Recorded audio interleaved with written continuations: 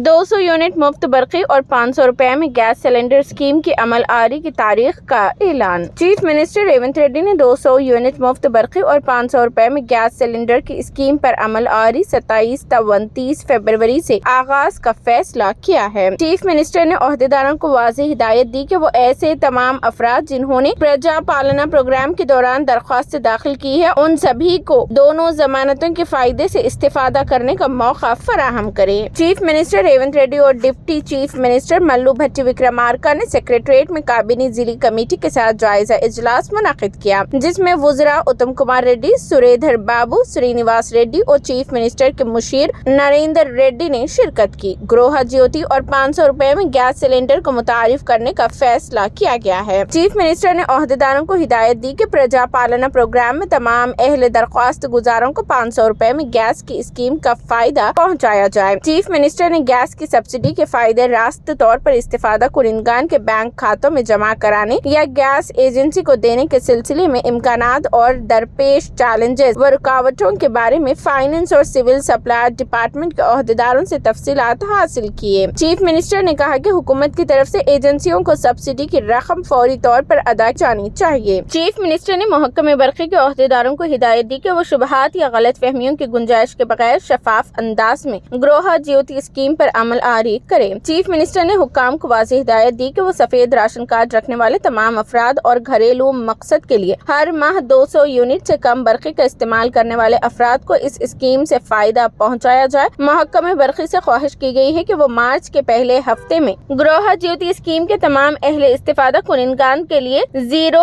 Electricity bills जारी करे। Chief minister ने तजवीज़ पेश की कि ओहदेदारों को चाहिए कि वो अवामी हुक्मरानी के दौरान दाखिल दरखास्तों में दर्ज करदा गलत कार्ड नंबर और बरक़ी के कनेक्शन के नंबरात की गलती को दुरुस्त करने का मौका फराहम करें। इलेक्ट्रिसिटी बिल की वसूली के मराकज़ और सर्विसेज सेंटर्स दरखास्तों में गलत तफसीलात की तस्हीह करेंगे।